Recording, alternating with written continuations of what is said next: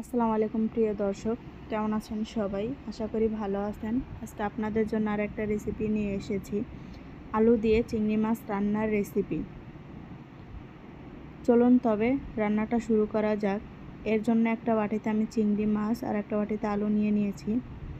একটু লবণ দিয়ে চিংড়ি মাছগুলোকে ভালোভাবে মাখিয়ে নেব।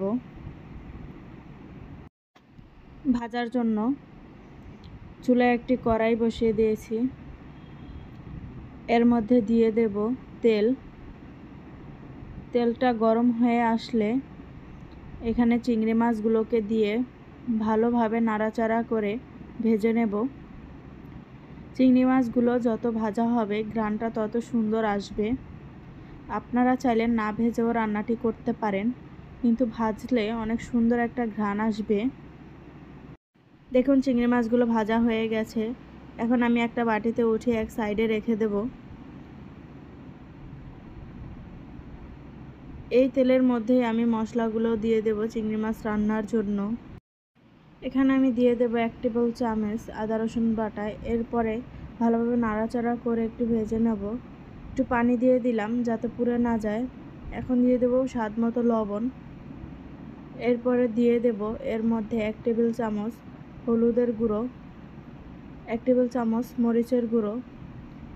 এরপরে সমস্ত উপকরণগুলো ভালোভাবে নাড়াচাড়া করে নেব। নাড়াচাড়া করে মশলাগুলোকে একটু কষিয়ে নেব যাতে কাঁচা গন্ধ না আসে। মশলাগুলো কষানো হয়ে গেলে এর মধ্যে দিয়ে দেব আলু। আলুগুলোকে ভালো করে নাড়াচাড়া করে মশলার সাথে মিশিয়ে দেব। এরপরে 2 মিনিট আলুগুলোকে রান্না করে নেব। আলুগুলো হয়ে গেলে এর মধ্যে আমি চিংড়ি মাছগুলোকে দিয়ে দেব। এরপরে ভালোভাবে নাড়াচাড়া করে সব কিছু একসাথে মিশিয়ে নেব। কিছু সময় ধরে কষিয়ে নেব, যতক্ষণ না পর্যন্ত এর মধ্যে তেল উঠতেছে ততক্ষণ পর্যন্ত এটাকে কষিয়ে নেব। আপনারাও যতক্ষণ পর্যন্ত তরকারিতে তেল ভেসে না ওঠে কষাতে থাকবেন। দেখুন তেল উঠে গিয়েছে। আমি এর মধ্যে পরিমাণ মতো পানি দিয়ে দিলাম। এরপরে কিছু সময় রেখে দেব রান্নার জন্য। এই পর্যায়ে আমাদের রান্নাটা হয়ে গেছে। কত সুন্দর একটা রান্না। এখন আমি নামিয়ে নেব।